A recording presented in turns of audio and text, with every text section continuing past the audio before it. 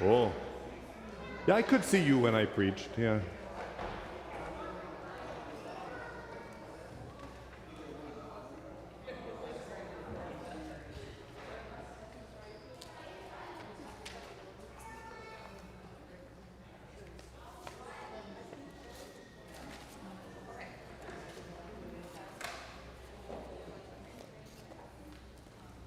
Wow, look at this punctual group.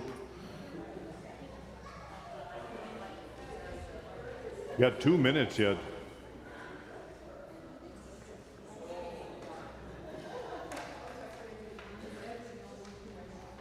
Yeah. Late breaking, good attendance.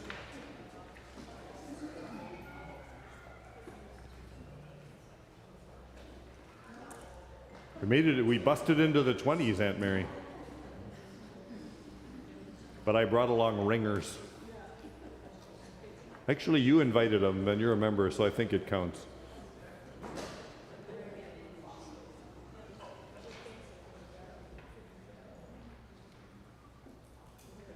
I don't think the people in the way back are coming. They're going in that way back room behind the other room with the food. Is there stuff back there? Or is that just where you hide out to avoid Bible class? They have a couple little kids. And is there little kid Sunday school Bible class kind of stuff? No. Oh, here they come. All right.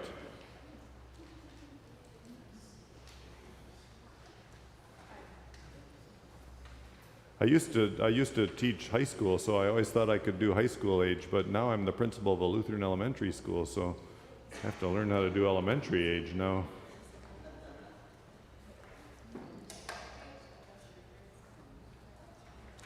Don't be bored. If it's getting boring, wave and we'll bring in the dancing elephants.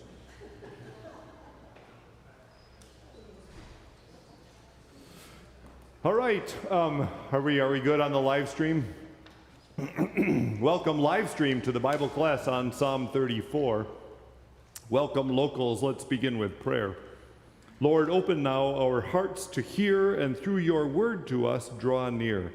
Let us your word ever pure retain. Let us your children and heirs remain. Amen. Psalm 34 was the psalm for this morning, and there's a New Wells Psalter. Have you ever heard this word Psalter? Starts with a P. P-S-A-L-T-E-R. Do you have any questions about the New Wells Psalter?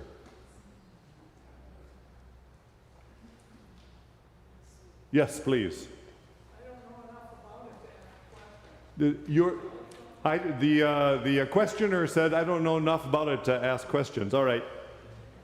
You know how in the front of the current hymnal there are psalms? And there's one per, and it's not every psalm, it's not all 150. They kind of fake you out and skip numbers in the middle. It's one for maybe almost half of them, not quite half. There's one setting. And these settings are, in musical terms, about the same style. All of them are the same style. So when we got started on the new hymnal, they said, since your dad worked on the Psalms in the old hymnal, will you work on the Psalms in the new hymnal? Apparently your name has to be Prange to do psalmody. PR is so close to PS. See how they come to that conclusion? It's the next thing in the dictionary, so they said it must be Prange. And I said, sure, I'd be happy to do that. So I got together a committee to do that, and the first thing the committee asked the bigger committee was, do you want more musical variety? You want them to be some different musical styles? And they said, yeah, but not a lot. We don't want it to be jarring, but we want a little bit more musical variety because Wells congregations are probably able to sing in more than one, just that style. So we said, okay, and we started researching musical variety, and for the 150 Psalms, we found 10,000 settings in English, and it was quite a bit of variety. So we started, and then we were starting with Psalm 1. We were thinking, which one of these should go in the hymnal? There's maybe 5 good ones. Should we let the committee pick all 5? Wait, we could publish a second book that has more than one setting per psalm. Because in world history, people have done that and called it a Psalter. So we took that to the committee and said, can we do that? And they said, sure. I just summarized 3 intensive days of conversation. And so we really are producing 2 hymnals. A hymnal like you'd expect, and a Psalter, which is settings for all 150 psalms. In the hymnal, in the new hymnal, the one like you'd expect, it's like this. Not all 150 are in the front. There's only 67 of them.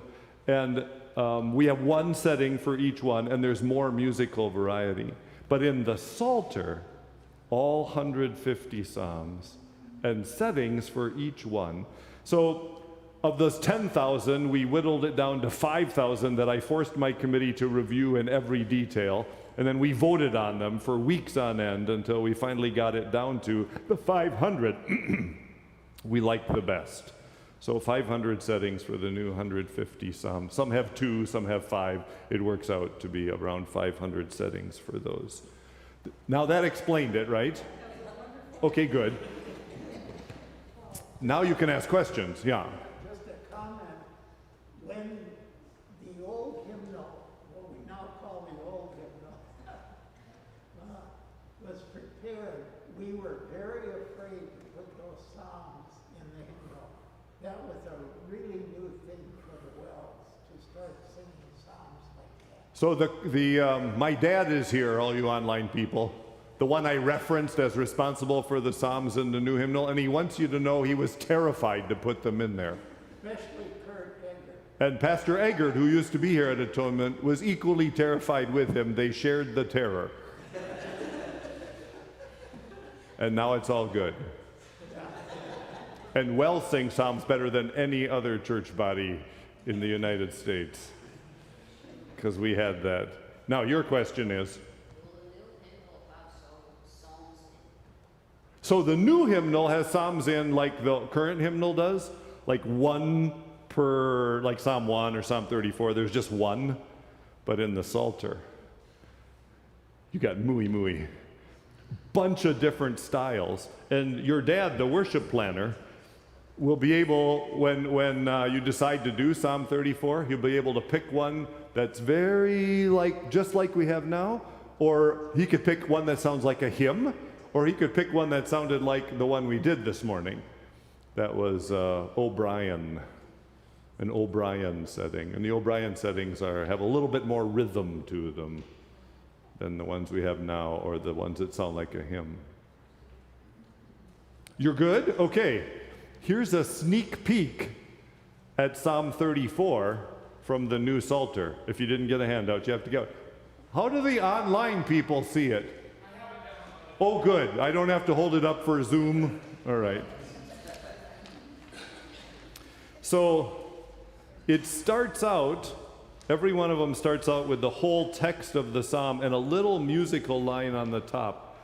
And the musical line in this case is bam ba da da dam ba da da. Have you ever heard that before? It's from the current hymnal. Every one of the little musical lines here is from the current hymnal to keep them in your ear.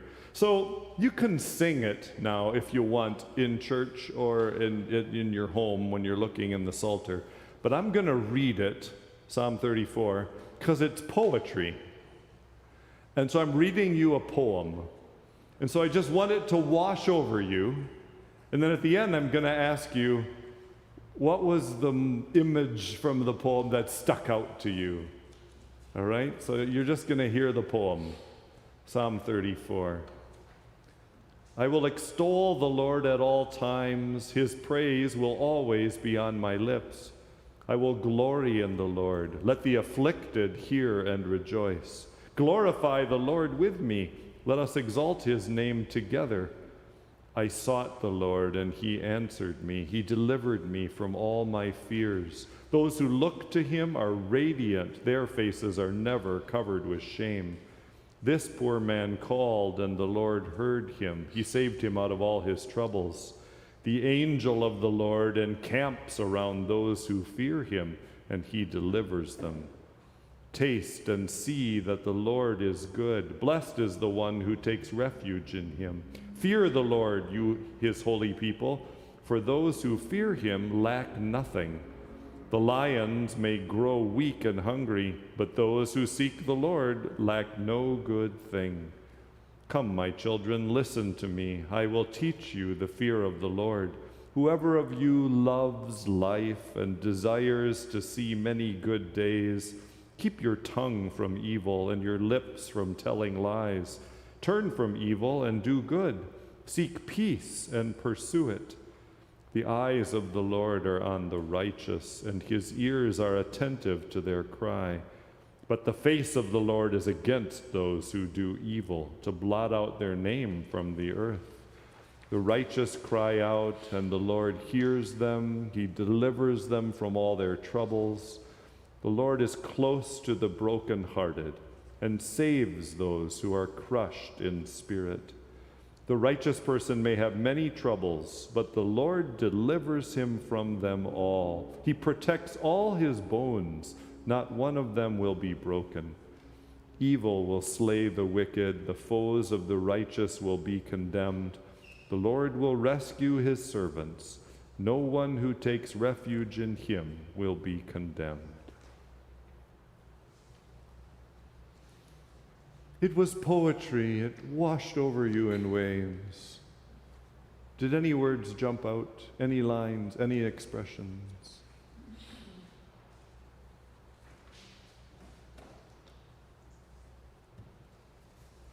I really like that verse 18. The Lord is close to the brokenhearted and saves those who are crushed in spirit. Verse 18, the Lord is close to the brokenhearted and saves those who are crushed in spirit. Weirdly, that one is what jumped out to me on this reading, too.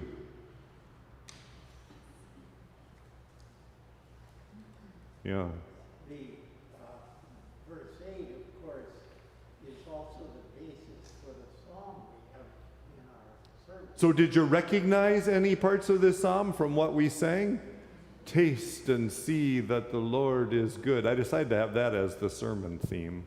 And Pastor Eggert was the one who really put that text together that went into the liturgy. The one that the current hymnal had, oh, taste and see that the Lord is good, that we also sang in worship, Pastor Eggert from Atonement promoted that as something that should be sung a lot. So he must have liked Psalm 34. Any other verses jump out at you? Imagery? Yeah. Verse 19 reads, "The righteous person may have many troubles, but the Lord delivers him from them all." To me, it jumped out because it reminds me, if you have faith, it doesn't mean your life is free from trouble.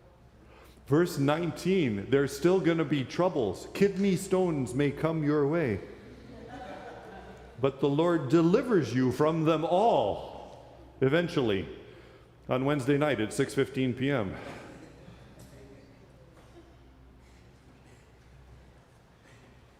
So yeah, you think about that, because your brain sometimes goes, am I not a believer? Am I not a Christian? Did I do something wrong? And Verse 15, the eyes of the Lord are on the righteous, and his ears are attentive to their cry. Basically means like he's listening to you when you pray. verse 15, the guarantee that he's listening to you when you pray, because you wonder, because it doesn't always get answered the way you wanted. Yeah. It's for me. Verse 14, I just really like the simplicity of it. I think Christians really need to hear that. 14, turn from evil, do good, seek peace, pursue it. It's just so simple. Like, it's not deep doctrine at all. Just do it. And when your sins are forgiven and you're free to figure out how to love other people, and you don't have to do this in a certain way in order to gain heaven, all of a sudden this is a cool thing. Turn from evil, do good, seek peace, pursue it. It's a glorious thing, not some terrible burden that weighs you down.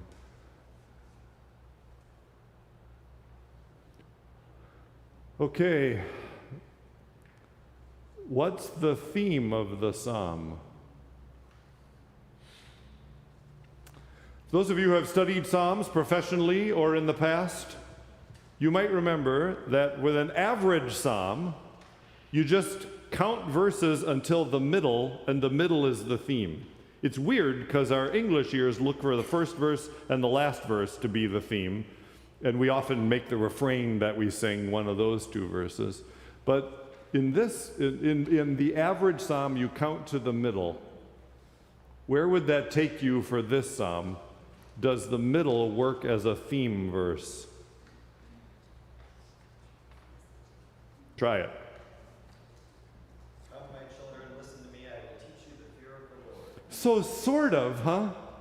It almost like starts over there. Come, my children, listen to me. I will teach you the fear of the Lord. But is the main theme of the psalm the fear of the Lord, the beginning of wisdom? You don't get that from every verse. And here's why, for you advanced psalm scholars. When it's not the middle verse of a psalm that is an acrostic. What is an acrostic?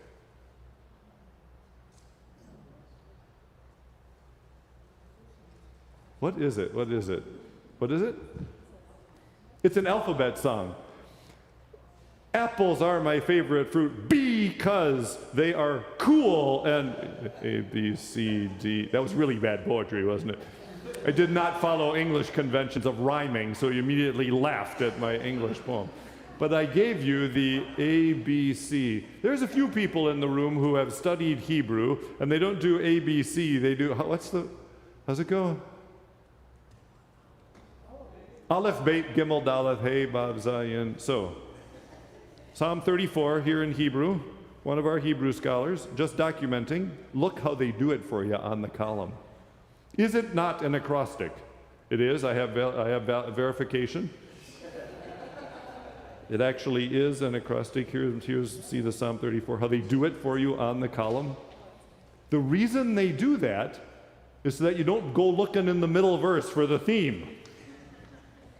Because you don't find the psalm themes for acrostics as the middle verse. Then this is really tricky now. Back to the guy I know can do Hebrew. So that first verse up there, that's this is a Psalm of David when he fled from Babylon. That's that thing. Now it goes Aleph, Beit, Gimel, Daleth. What do you notice about the end of the psalm? There's one line after the alphabet. It's the last verse of the psalm. In acrostic psalms, when there's a line after the alphabet, it's the theme verse. So all of a sudden, English speakers who look for the theme in the first line or the last line are like, bing, bing, bing, bing, bing. Look for the theme of the psalm now in the last line of the psalm. What is the theme of the psalm?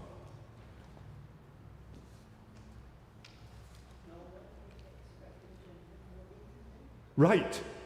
And you can even do the first part. The Lord will rescue his servants. No one who take refuge in him will be condemned. Now, when you look at the rest of the psalm in that context, some of it's talking about how you feel when you're rescued. Some of it's talking about how you feel when you want to be rescued. Before, after, during, there's all this feel. And A, B, C, D. Okay.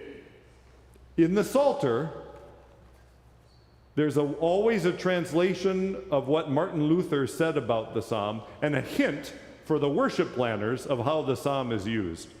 So now you're on the second page, and the psalm text is done, and there's the theme verse, the last verse, and then there's a prayer. I'm going to save that for the end of our study. And then there's a paragraph after that, and this is what the paragraph says. The church sings Psalm 34 in services, reassuring believers that the Lord will provide for them in times of need. So worship planners, when you see the Lord will provide for you in a time of need, this is the manna, will provide for you in a time of need. Worship planners, you can say Psalm 34 will work here. And every time the committee that says which psalm will work, put Psalm 34 in there. It's a service about the Lord providing for us in time of need. Then it says, it is an alphabetic acrostic. Now you know what to do with alphabetic acrostics. implying that the Lord takes care of us in every circumstance of life, from A to Z. The Lord is going to take care of us. That's how I talk about it in English. Then, here's a translation of Martin Luther. Martin Luther used to do a whole university class on every psalm.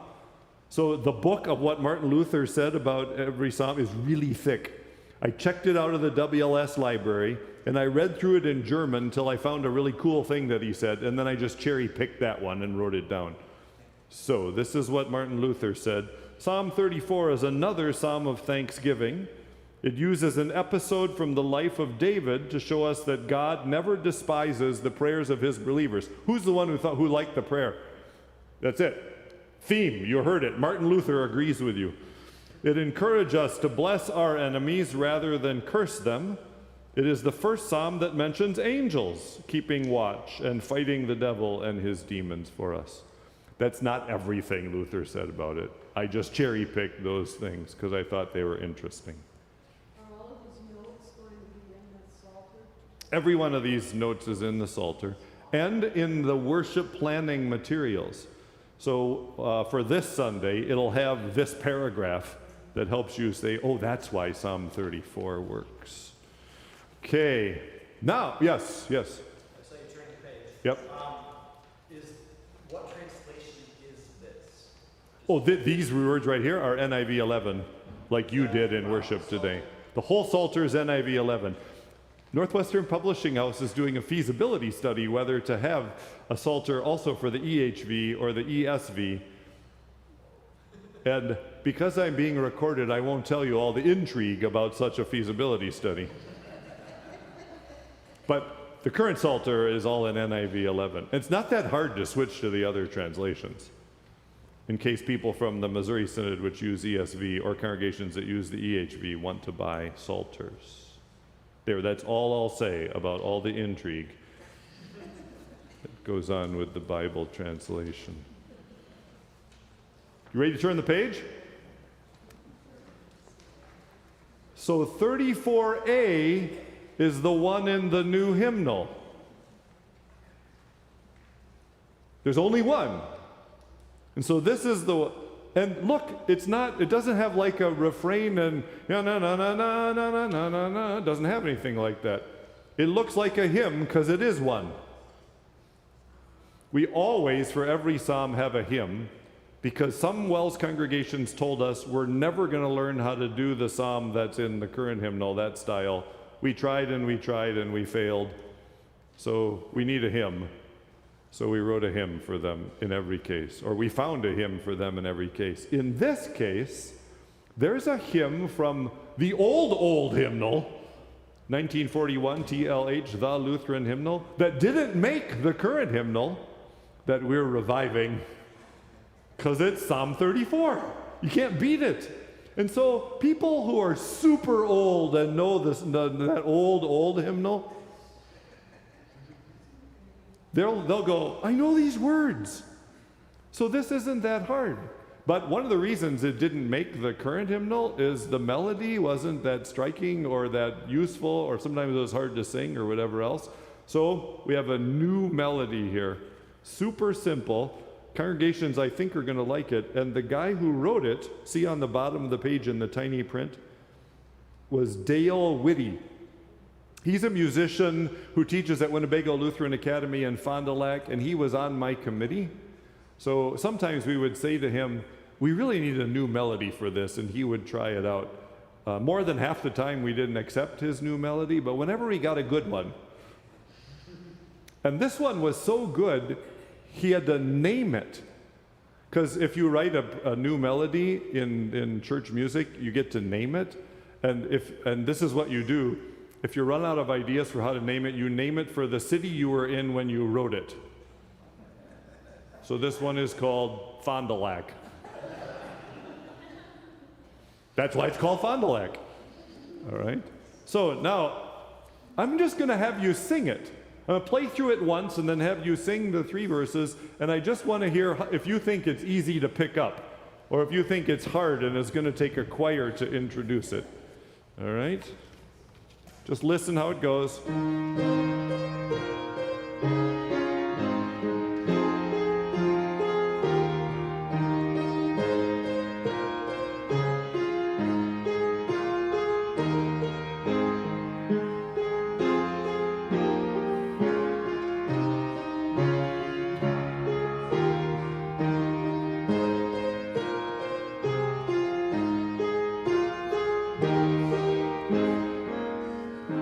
Here we go. Through all the changing scenes of life, in trouble and in joy.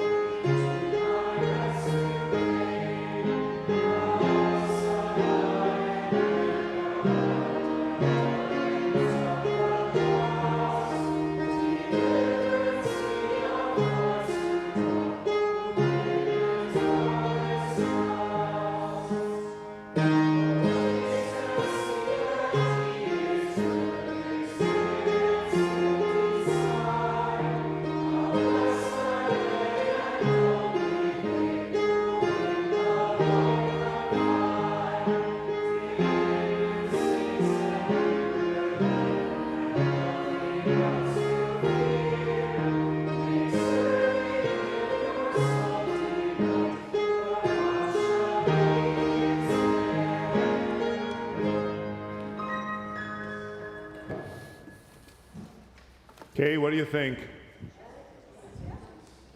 See some thumbs up. A+. He's a high school teacher. He'll appreciate the grade.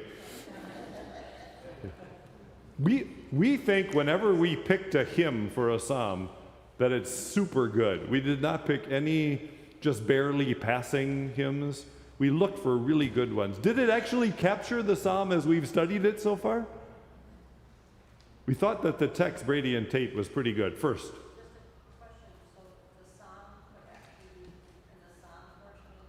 Right. You'll sing a hymn in the psalm portion of the service. You could pick it just as a hymn, too. It will be available that way. And My problem with reading the notes, I don't focus on the text. right. The first time you're coming through a new one. Yep. It's hard to have the text in mind. But you saw some of the text of the psalm as we've studied it. And this would have worked as a hymn in today's service as well, right? Captured all the themes. Psalm 34. Okay, making sure I'm good on my time. Okay, now did you want one in the same style as our current hymn with a refrain and a tone? It's a little bit harder than our current hymnal with a refrain and a tone. Here's what the refrain sounds like. Taste and see that the Lord is good, okay?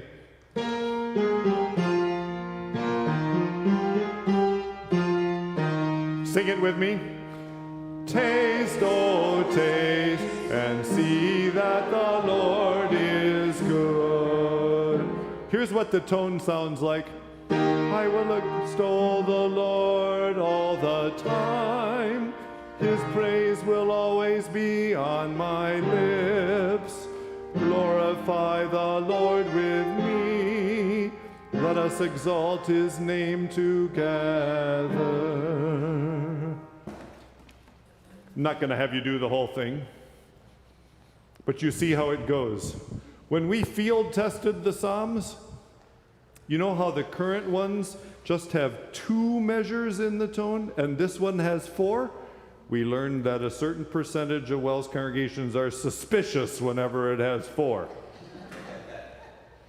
So we tried to make them as easy as possible, but we didn't make it the one in the hymnal, because some congregations are suspicious of the one that has 4 measures, and we didn't want to make you suspicious of the Psalms in the hymnal.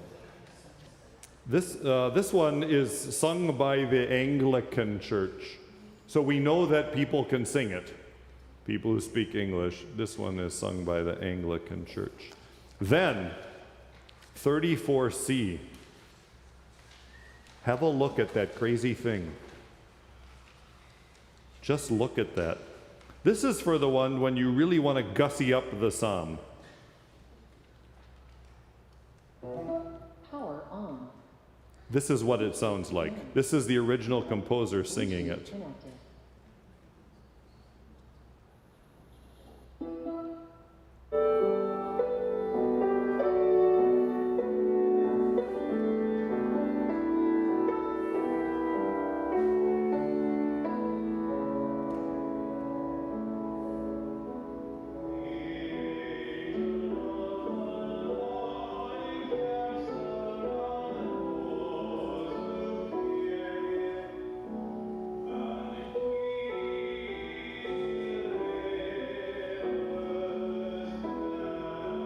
See where we are, 34C?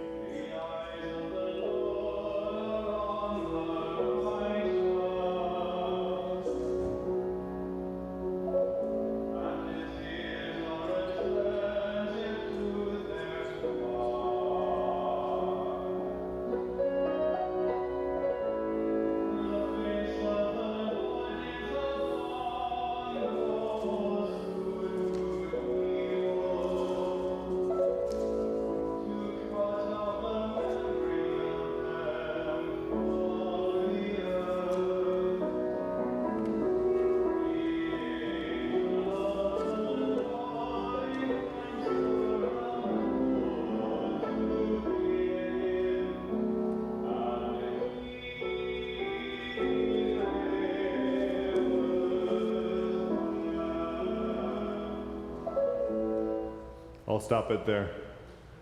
So one of the reasons we like this is it's a new composition by a Lutheran composer.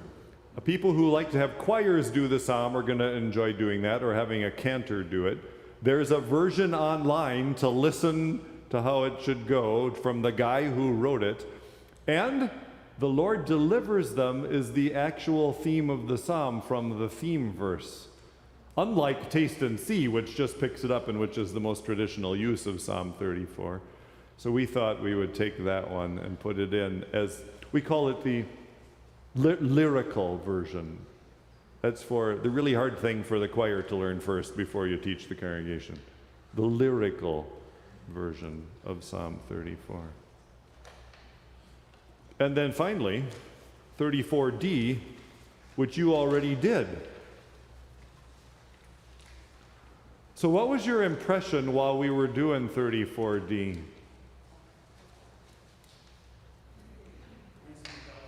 It's what? It needs to be belted, like sung very loudly. Yes. We just didn't know what else. Right. It was the first time. First time in a majority white congregation.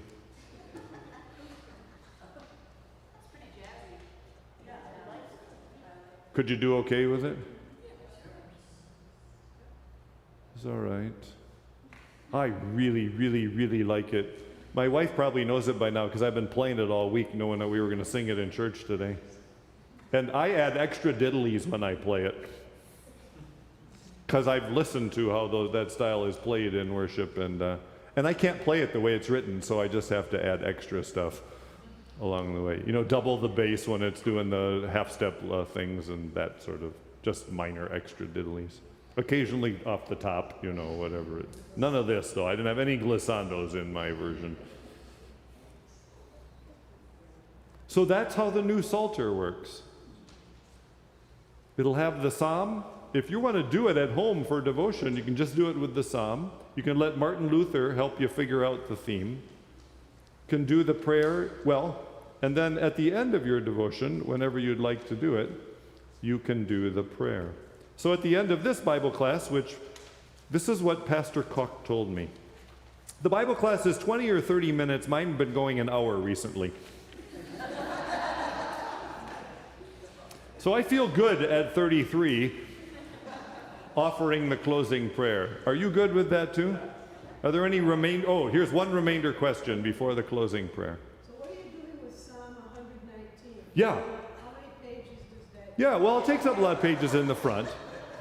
And then some of the verses are appointed in the new hymnal, not all.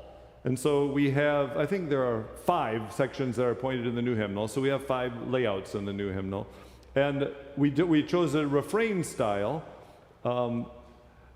Lord, keep us in the way of your statutes is the refrain.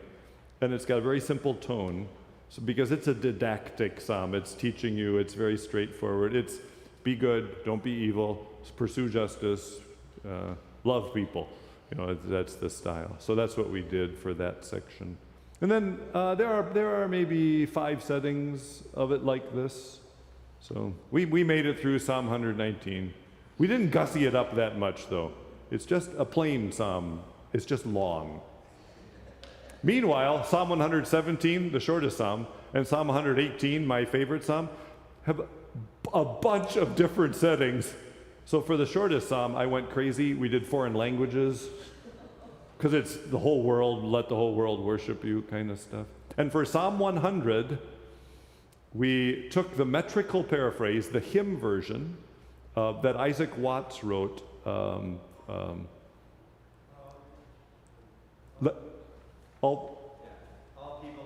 All people that on earth do dwell. And we asked every church in our fellowship around the world to give it to us in their language. So our friends in Latvia did a fresh translation. There's a fresh Chewa translation.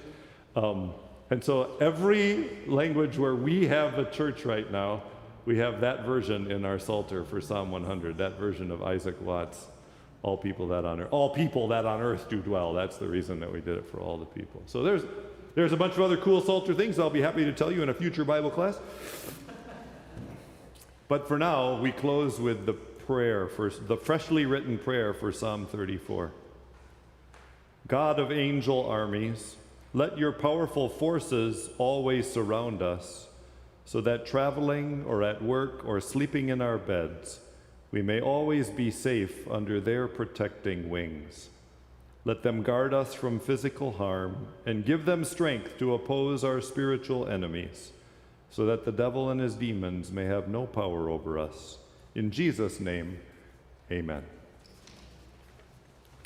Thank you for your kind attention to that tour of the study of Psalm 34. Mike is going out now. Goodbye, online people.